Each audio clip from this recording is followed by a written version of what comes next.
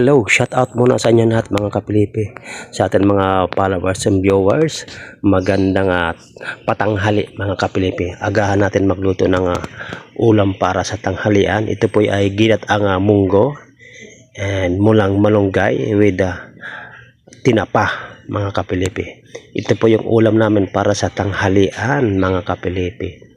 Ayan no. Nilaga muna natin ang munggo kanina. Kaya ito nakasalang na siya kaagad mga kapilipi.